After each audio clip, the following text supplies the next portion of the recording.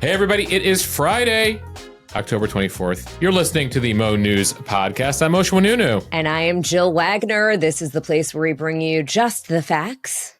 And the place where we read all the news and read between the lines so you don't have to. On this October 24th, Jill, which, fun fact for all of you working on this Friday, the 40-hour work week went into effect on this day in 1940. So the 40-hour work week officially in America is 85 years old today. Effectively, Ford Motor Company had invented it years previous. Henry Ford had invented it as like a way to, ensure optimal productivity. And then it was effectively followed by the rest of the country. And then the Fair Labor Standards Act of 1938 actually established 8-hour work days, 40-hour work weeks, because they also, at the time, some people were getting worked 60, 80 hours a week. So you might love it. You might you hate it. 40-hour work week went into effect today, at least 85 years ago today. Though, Jill, there's more and more talk these days. 4-day work weeks are going to be the new thing. Yeah, and according to the data, people are more productive when they work fewer hours. Yeah, it might be time to revisit the 40-hour work week. Certainly, Bernie Sanders, there's been some Republicans, too, who have been advocating for it, saying between AI and technology, we can go to Monday to Thursday, or whatever 4 days of the week you choose to work. But they have tried some experiments out there at certain companies in certain countries. And so I know that conversation continues. Jill, the folks normally don't get an On This Day in History on Fridays because we end with cheers to the freaking weekend. But I felt like people needed one today. And so I decided to start the podcast that way.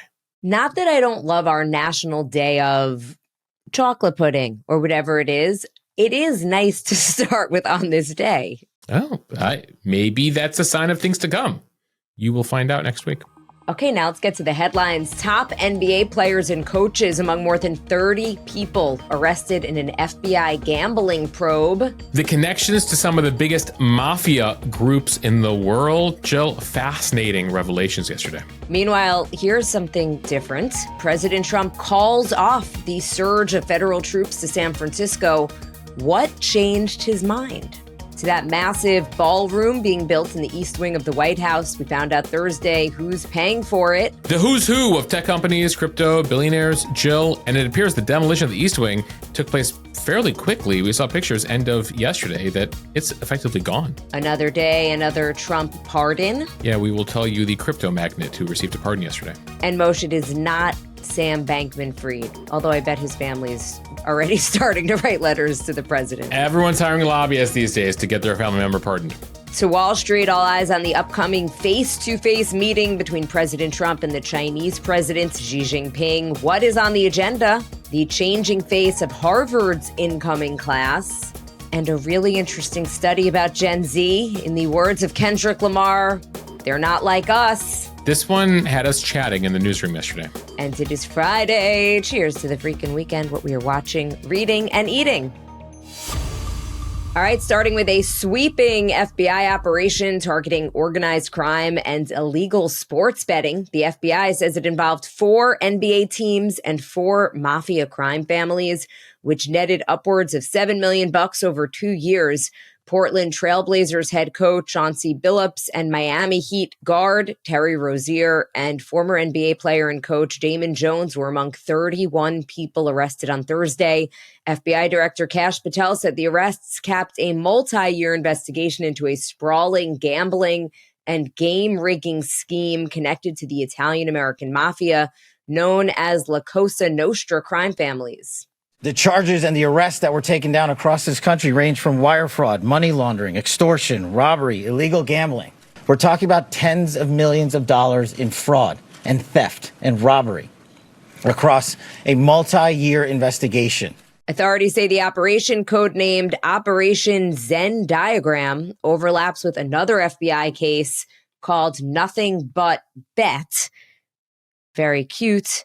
Which centers on alleged attempts to fix NCAA basketball games. Patel said the FBI conducted a coordinated takedown across 11 states with charges ranging from wire fraud, money laundering, extortion, robbery, and illegal gambling. Joe, they sometimes have fun with the naming of these various investigations. Remember the several years ago, that college admission scandal where people were like paying top dollar to get their kids into top universities? Yes, that was called Operation. Aunt Becky went to jail. Aunt Becky, Lori Loughlin. That was Operation Varsity Blues. This one, Nothing But Bet, and it's sort of like Nothing But Net. But while they had fun with the name here, this appears to be a pretty serious operation. A lot of reach here, more than 30 people arrested. You mentioned Rozier. He's a 10-year NBA veteran. He was arrested in connection with the sports gambling component of the investigation. So 2 components here. There are these poker matches where illegal things were happening, and then there's sports betting by athletes. So this sort of is a throwback to, remember, Pete Rose, the infamous baseball great, who was proven was, betting on various games while involved in the league. And this is some pretty serious stuff because Rozier appears to have effectively rigged games so friends of his could benefit monetarily. Among the games you're looking at, and more now, you're looking at the game film of Rozier and looking for sort of bizarre things he was up to. There was a game on March 23rd, 2023. He exited the game early against the New Orleans Pelicans with what he said was a foot injury. He'd only scored 5 points, very low for him, pulling in 4 rebounds and dishing out 2 assists. Below the average, below expectations. The sense is that effectively he rigged that so people could bet against him in the game in terms of how many points he would score. And then ultimately, members of his group placed more than $200,000 in bets on the underline that he would underperform his average performance. And lo and behold, Rozier, is out with a foot injury and only scored 5 points. And there are multiple mashups of clips coming out, Jill. I just checked before I recorded the podcast. Just weird, questionable plays where it looks like he wasn't even trying. He was turning the ball over, wasn't even trying to block certain shots. Not looking great here. And who's also not looking great right now is the NBA.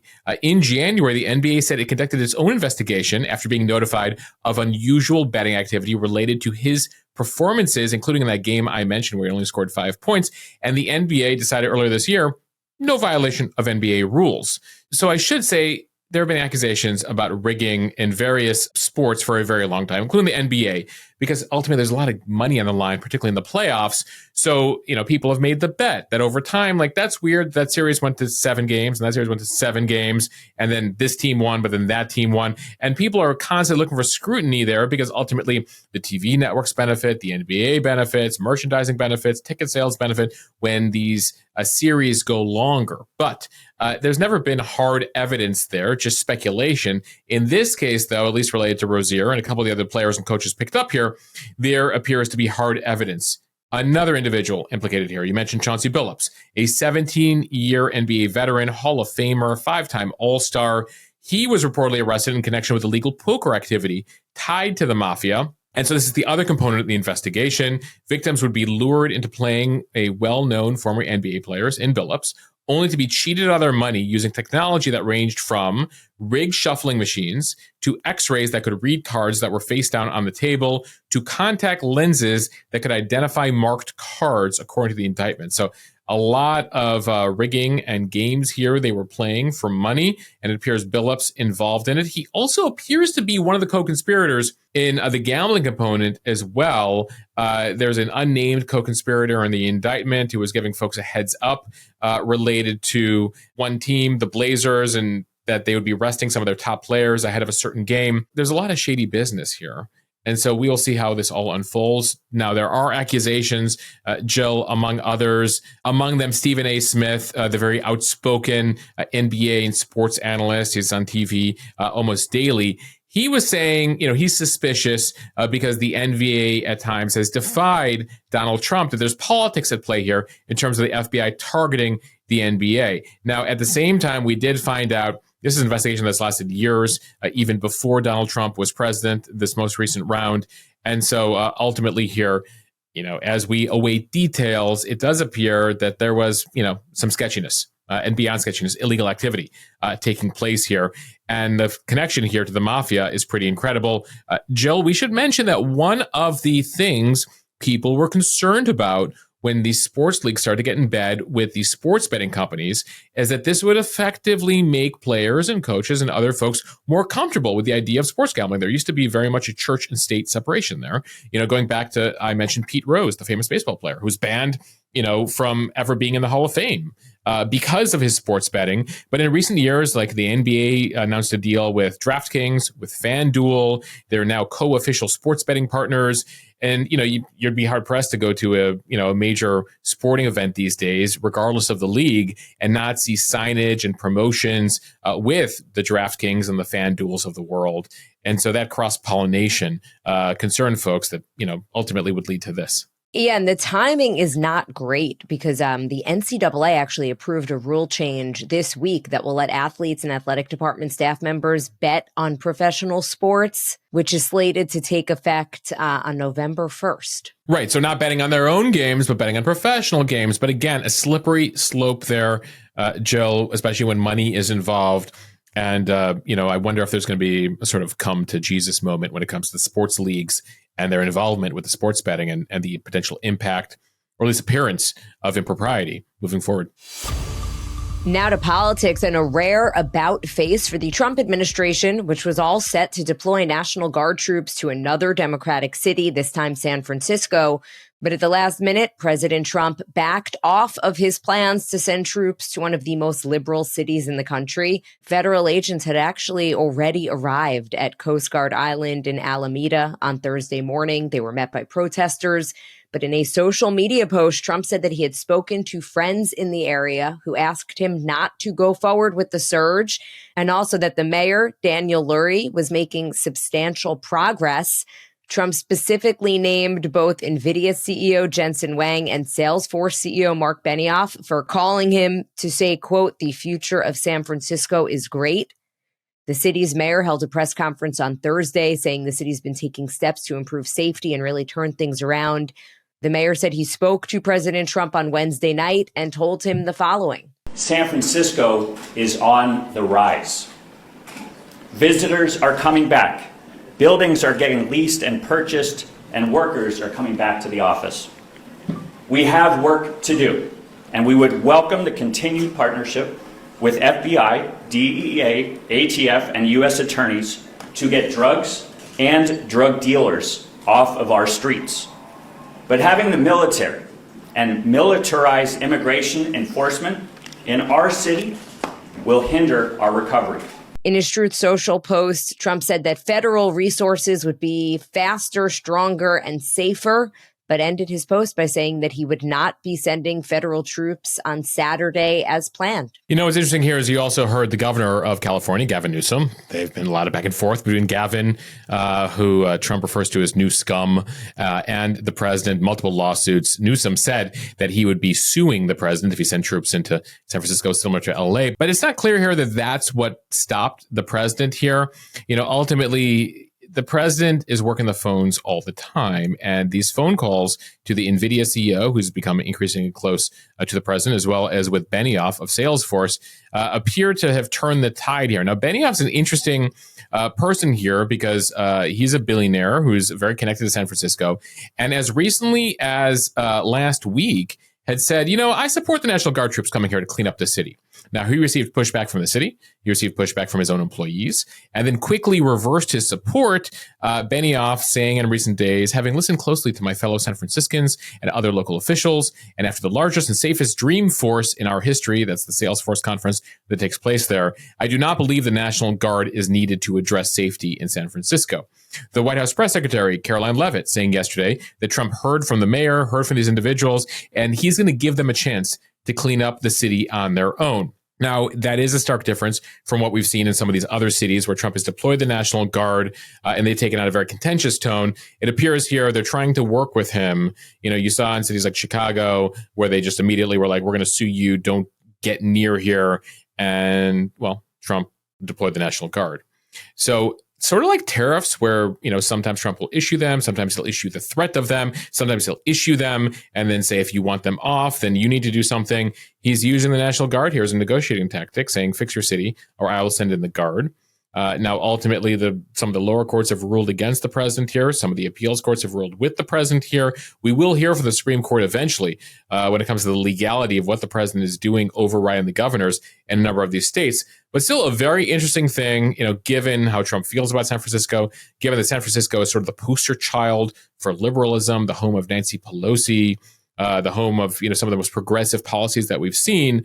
But one of the reasons Lurie was elected was, well, there's been some pushback in San Francisco in terms of the impact of some of these progressive policies over the course of recent years.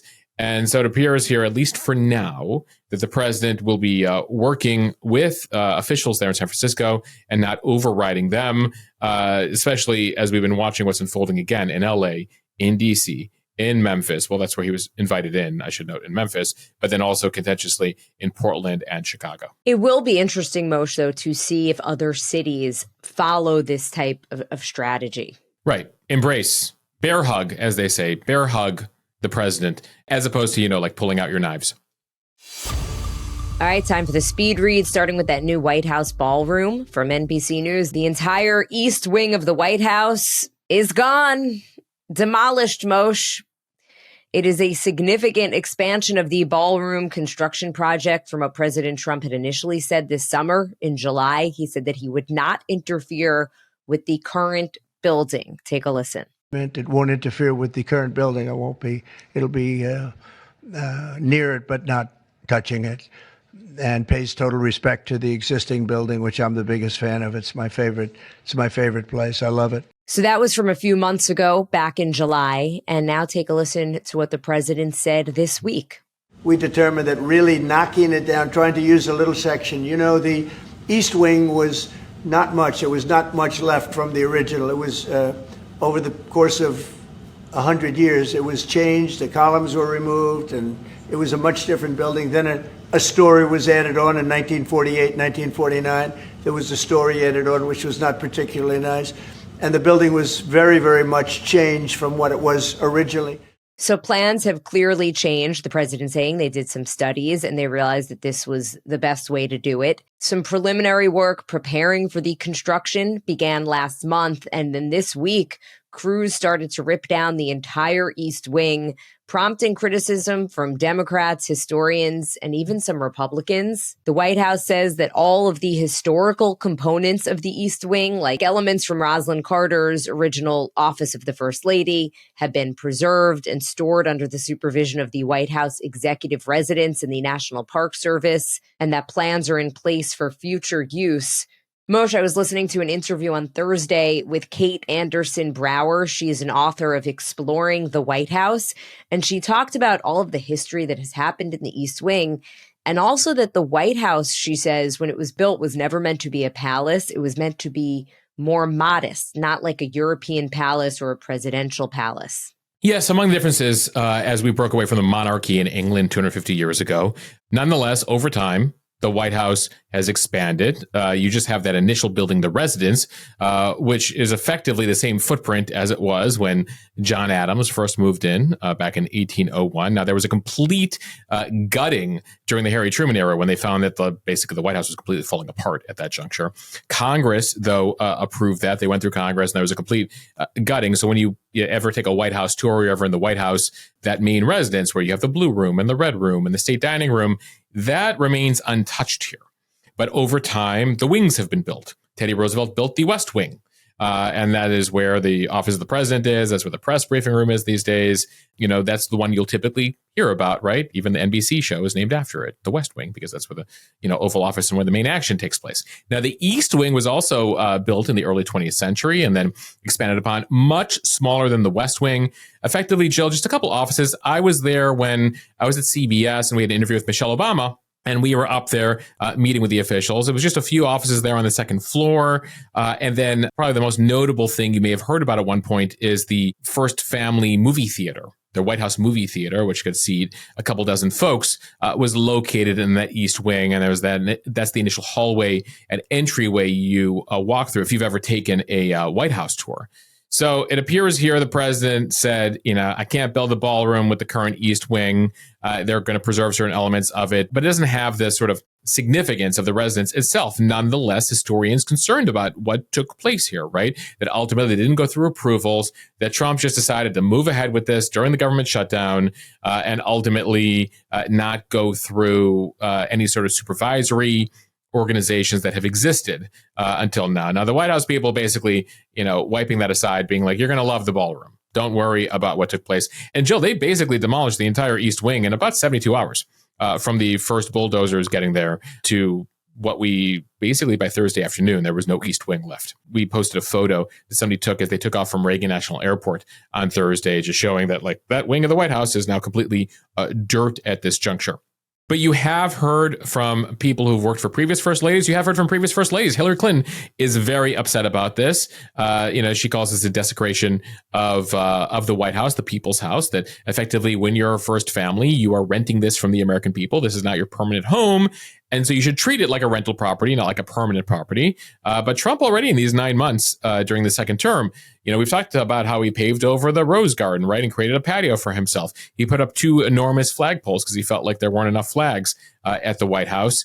And now you have probably the most significant renovation and addition to the White House since the both Roosevelts. Teddy built the West Wing, and then Franklin, his fifth cousin, later rearranged the West Wing, moved the Oval Office, built himself an indoor pool, among other things. Now to the price tag, which is also going up. Trump has said that the new ballroom will hold up to 900 people. We reported earlier this week it might hold up to 1,000. Last week, he said the total price would be about $250 million. Now this week, he said that the price will go up to about $300 million. He has said that he and private donors will pay for it. And on Thursday, the White House released a list of names. Moshe, who was on it? Jill, it is a long list of some very notable companies and individuals here. Altria, Amazon, Apple, Caterpillar, Coinbase, Comcast, Google, Hard Rock, HP, Lockheed, Meta, Microsoft, goes on, Reynolds American, T-Mobile, Union Pacific Railroad, among those who, according to the White House, have donated a certain amount, they didn't say how much per organization, have donated towards this ballroom. Also, a number of family foundations and individual billionaires. We're talking about the Glazer family that owns the Tampa Bay Buccaneers, among other things. Stephen Schwarzman of Blackstone, among the donors here. Kelly Loeffler, former Georgia senator, now member of the president's cabinet. She also was one of the richest members of the Senate when she was there. She's donated, it appears. The Lutnick family, Howard Lutnick, the Commerce Secretary. Also in that group, Jill, the Winklevi, known as the Winklevi. I don't know if they like being called the Winklevi. Tyler and Cameron. 100% not. No, well, Tyler and Cameron Winklevoss, you still call them that from Social Network. Remember, they had the whole fight with Zuckerberg back on the Harvard campus 20 plus years ago. And then they went on to become very, very rich themselves with, among other things, Gemini, their crypto trading platform. So it appears they've also gotten involved with this. And not surprisingly, Miriam Adelson, one of the richer people in America, wife and widow of the casino magnate Sheldon Adelson, huge supporter of Trump through the years. Miriam donated more than $100 million towards this campaign last cycle. But again, interestingly, Jill, we don't know how much each of these people or companies gave. And of course, Trump says he's in the mix in terms of he's also donated for the construction of this ballroom. Their hope, and they moved very quickly here with the demolition, their hope is to have the ballroom functional by 2027. So at least for the last year and a half of his presidency. Because remember, one of his frustrations is that the White House itself is pretty small. It's not some European palace. And so when it comes to major events, if you're trying to have people seated, it's less than 200 people. For dinners, sometimes it's less than 100 people inside the existing, the largest rooms in the White House, which are the East Room and the State Dining Room. But nonetheless, sort of the shock of all of this has led to the criticism from folks, and then the whole back and forth, and the questions as to 14 presidents have made renovations to the White House, but a number of them went through various levels of approval and historical associations. And the Trump team just moved ahead. Their legal interpretation is that they're able to demolish whatever aspects of the White House they want. When it comes to constructing new things, that's where they need approval. And sticking with President Trump, we want to mention another Trump pardon from the Wall Street Journal. President Trump has pardoned Changpeng Zhao, who goes by CZ. He is the convicted founder of the crypto exchange Binance. This follows months of efforts by CZ to boost the Trump family's own crypto company. The president signed the pardon on Wednesday. Trump recently indicated to advisors that he was sympathetic to arguments of political persecution related to Zhao and others. White House Press Secretary Caroline Leavitt said that Trump had, quote, exercised his constitutional authority by issuing a pardon for Mr. Zhao, who was prosecuted by the Biden administration in their war on cryptocurrency. She said the Biden administration's war on crypto is over. So, Jill, this does have people asking questions because it comes 2 months after a Wall Street Journal report that revealed that Trump's family crypto venture, this is the venture that's run by Don Jr. and Eric, it has generated nearly $5 billion in just the last year, has been helped by a partnership with Binance, sort of under the radar here. Now, the White House eventually saying that Trump exercised his constitutional authority to issue a pardon. A reminder here when it comes to pardon authority, this is something that the founders put into the Constitution that existed in, England and still exists in England. The king had this authority and they wanted to give the president this authority, but there's no real limitations on it. The sense was that the limit would be that, if a president was inappropriately using their pardon power, well, then it's up to Congress to impeach. And deal with ramifications there. But nonetheless, we have seen Trump issuing his pardon power. They feel like they can do this because they saw what unfolded in the final weeks of Biden, where he gave his son a pardon. He also gave the preemptive pardons to folks who were involved in the investigation of January 6th, as well as Dr. Fauci and some other folks. So the Trump people feel like they're totally in the right to use pardon power however they want. We told you earlier this week about the consideration about even giving Diddy a pardon. It does not appear again like that's going to happen. But this is not surprising in the light of the George Santos pardon last week, and then especially Zhao, because he's involved in all things crypto, which Trump was very much against in his first term, but is very pro-crypto this time around. But Jill, again, it has folks calling this corruption, given how involved the family is these days when it comes to all things crypto. All right, now to some international news having ripple effects on Wall Street. From Bloomberg, President Trump and Chinese President Xi Jinping will meet next Thursday on the sidelines of the Asia-Pacific Economic Cooperation Summit, or the APEC Summit in South Korea. The leaders of the world's two largest economies are looking to de-escalate a simmering trade war. The meeting in South Korea will be the first face-to-face for the leaders since Trump returned to power in January. They've spoken at least 3 times this year, most recently in September, but they last met in person in 2019 during Trump's first White House term. President Trump has long said that direct talks with Xi are the best way to resolve the lingering issues between the countries.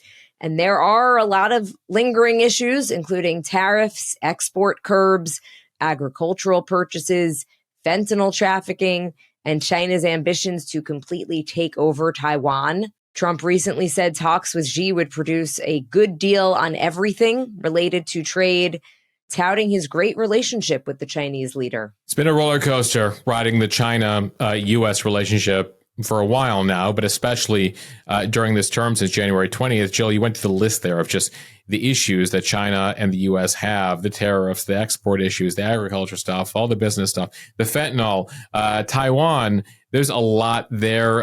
Throw in TikTok as well, right? That's been one of the things they've been negotiating back and forth. And there was this sort of cooling off period this summer, and then things ratcheted up a couple of weeks ago. So good sign if you're hoping for the tariffs to come back down and potential deals here, that Trump is willing to meet face-to-face with Xi. Again, they haven't met face-to-face for, going back to that first term. Earlier this year, they had a phone call where Xi invited Trump to Beijing and Trump invited Xi to Washington. So they're talking. The two sides are talking. We'll see what happens. And we'll see, sort of that new Japanese prime minister we mentioned, who was just elected in recent days, the first female prime minister of Japan, how she plays a role here. There's always been a contentious relationship for obvious reasons, going back to World War II between Japan and China. And there's been tensions there. There's a lot happening in Asia, but really at the center of it is China. And oftentimes our allies there in Asia are trying to sort of play the middle ground between the U.S. and China. So good news from their perspective, in addition to folks on Wall Street, that again, it appears the two sides are talking and will meet face to face. From the Washington Post, the freshman class at Harvard University has fewer Black, Latino, and international students than last year. It is a change in diversity that comes after the Trump administration launched a wide-ranging attack to try to force the school to end its DEI policies and also limit the number of international students. And it also follows the Supreme Court's decision in 2023, in which the court ruled that affirmative action policies in college admissions are unconstitutional. Back to the numbers, about 12% of freshmen at the Ivy League school this fall identify as Black or African American, down from 14% in 2024. That's according to some data that the school released on Thursday. The number of freshmen who identify as Latino or Hispanic dropped to 11%. That is down from 16% the year before. Remember, this all comes after the Supreme Court basically said affirmative action is over a couple years ago. And there was concern that with the Trump administration scrutinizing these universities for a variety of reasons, from anti-Semitism and the lackluster way they're perceived at addressing it, in addition to whether they've actually been following the law here, following the Supreme Court with the elimination of affirmative action. Interestingly, as the number of Black and Latino students dropped, the number of Asian students increased at Harvard and a few of the schools that have released data here. Now, when it comes to just overall dynamics, you mentioned 12% of the freshmen at Harvard this fall identify as Black or African American. That's about commensurate with the national population. About 12% of the U.S. population is Black. As far as the Latino population, that's at 11% at Harvard, the incoming class, whereas they're about 20% of the country when you look at overall census data. Now, Harvard did not release their portion of white students. They only release minority racial groups when they release this data. And every school appears to be different here. Princeton also releases numbers. Their numbers are lower when it comes to a couple of these groups than Harvard. But it's something that will continue to be scrutinized, especially as we have seen these ongoing negotiations. And Trump and his administration have really been holding out a lot of leverage, billions in funding and research grants to these universities until they're perceived as getting in line here with the Supreme Court decision on affirmative action and other Trump policies right now. And finally, from Rolling Stone, a new study reveals what Gen Z actually wants to see in movies and television. And it is not sex or romance. According to UCLA's annual Teens and Screens report, nearly half of respondents, 48%, say there is too much sexual content on screen. Instead, they want stories centered on friendship. More than half, 54% of those surveyed, reported wanting more stories about people and, quote, aren't interested in romantic relationships at that point in time. Jill, this is a stunning contrast to millennials at this point. Right now, Gen Z, if you follow most guidance, were born between 1996 and 2010, which means they're anywhere from about 30 years old to 15 years old, or I should flip that, 15 years old to 30 years old. Jill, when we were that age as millennials, I don't think there was a movie coming out for us that didn't involve sex. That's all we wanted. And still Is do. it though? Is it though? Or was that just what they were feeding us? Well, it's interesting because The Summer I Turned Pretty, which seems to be geared towards young people, is all about a love triangle, which apparently Gen Z isn't interested in. Maybe it's produced by millennials. Well, I think that if you dig into the numbers, it actually is millennials and Gen Xers, even boomers, who are driving the interest in that show. Yeah, it's a fascinating contrast. Over on the Mo News podcast, our colleague Sari recently interviewed Atlantic writer Sophie Gilbert, who has a new book out about the early 2000s pop culture. It goes back into the late 90s too, you know, getting into teen sex comedies, American Pie, Britney Spears, Christina Aguilera. You know, those iconic moments like when Madonna was kissing Christina and Britney at the MTV Music Awards, Spice Girls, you know, what we were being served in that era and how it impacted millennial women. And so she argues in that book that it in ways turned millennial women against themselves and created some mental health issues and stuff. And so it's very interesting here, at least what we're seeing from the survey data of what Gen Z says they want and the divide and the split here and the contrast with millennials. But we were talking earlier before the pod, and I was like, so that makes Gen Z like boomers. You're like, no, it doesn't make them like boomers, Moshe. Boomers love the sex. It might make them more like the silent generation or like, you know, the greatest generation, the ones who are like, Elvis is shaking his hips. That's too much for us. So the boomers' parents, that's who Gen Z is most similar to. Look, it comes as studies show that Gen Z is having less sex, having fewer relationships, not as interested in having children. So it's definitely in line with that, right? It's in line with their priorities. And it was interesting, Sam on our team, we were having a whole discussion on our Slack channel, on our internal Slack channel about this. And he goes, you know, it makes you think of the Disney movies that Gen Z was raised on, Encanto, Frozen, Moana, all had heroines who weren't in relationships. Whereas like our generation was raised on the Disney films that were all about like princesses in search of Prince Charming, literally, figuratively. But it was all, Aladdin and Jasmine, Simba and Nala. I could go on. And it's come a very long way from when all of the Disney characters were basically rescued by men. Correct. But it begs the age-old question, does art imitate life or does life imitate art? To be continued. And speaking of life and art and movies, it is Friday. Cheers to the freaking weekend. Time for what we are watching, reading, and eating. Moshe, what are you watching? Jill, people might be familiar with this already, but as of yesterday, Nobody Wants This is back on Netflix, season 2. That's the show with Kristen Bell and Adam Brody, produced by Aaron Foster. If you're not familiar, the Foster sisters, they have a podcast. They're big Mo News followers, so we appreciate Sarah and Aaron's support over there. It premiered last September on Netflix. People loved it, so they've now brought it back season 2. It's a fascinating storyline of two very different people, different faiths. One's a rabbi. One's not even Jewish, and their relationship. And it was in a difficult spot at the end of season 1, so I'm looking forward to watching season 2. Jill, I know you're watching that too, right? Moshe, I am definitely going to be watching Nobody Wants This. I will probably binge it in one seating, but I am also watching the Bruce Springsteen biopic, Deliver Me From Nowhere. Not only do I love Bruce Springsteen, but there's a Long Island band featured in the movie. They're playing a band, not Bruce's band, but the lead singer is a family friend of mine, so I'm excited to see it. And this is actually in the theaters, right? In the theaters, Jeremy Allen White plays Bruce. Jeremy Strong is also in it, so it's got a great cast. Yeah, Jeremy Allen White. I loved him when, he was Lip on Shameless, and between that and The Bear, he's also going to be in the new Aaron Sorkin sequel on of Social Network coming out next year. Okay, Moshe, what are you reading? Jill, there is a new presidential biography out on Teddy Roosevelt, written by Brett Baer. You might know Brett. He is an anchor over at Fox News Channel, a former colleague of mine. He was actually in here for an interview this week while he promotes his book. So he came by for a conversation on all things Teddy Roosevelt. Fascinating. One of the most fascinating people who's ever been president. Interesting similarities and parallels between him and Donald Trump, both sort of outsider New Yorkers who have really remade the presidency. We do talk about the fact that the big line from Teddy Roosevelt, the way that he conducted his foreign policy was speak softly and carry a big stick.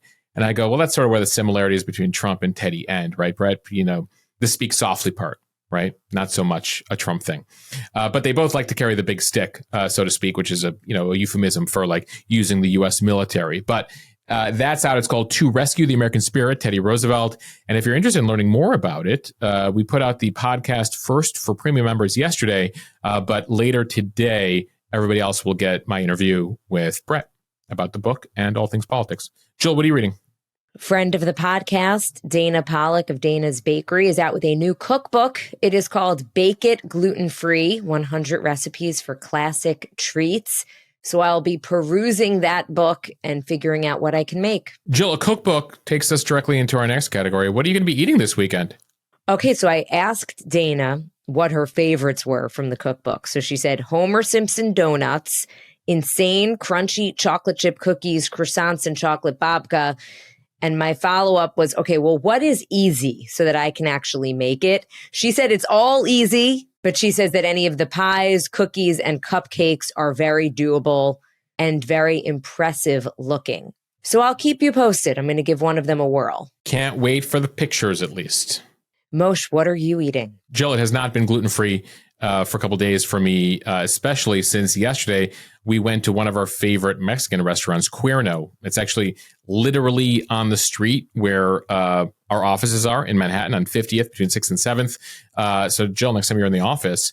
So that's why you picked that industrious location. I think we got lucky because they had a lot of industrii. We actually picked it because it was central to all the subway lines, but we've gotten lucky because we're right above an incredible Mexican restaurant, which I only discovered because we moved our offices to the Industrious here on 50th Street. Phenomenal tacos, phenomenal fajitas. And so if you're ever in Midtown Manhattan and you're looking for a restaurant before a Broadway show or for a lunch, check out Cuerno on 50th Street. Cuerno. I am officially hungry. All right, everyone. Thank you for listening to the Mo News podcast. If you like what you hear, please share this with your friends. It helps us grow. Follow us, subscribe so you don't miss an episode. Review us in the App Store. Those reviews really do help. Yeah, and thanks for everyone for listening this week. And if you can't get enough, over on the premium feed, we have our usual Ask Mo Anything podcast that's exclusive for premium members, where I answer all your questions. And then, of course, as I mentioned, the interview with Brett Baer on all things politics and Teddy Roosevelt out on this feed later today. See you guys on Monday. All right, have a great weekend. This is Leah. Thank you for listening from Morning Pocket with Mom and Dia.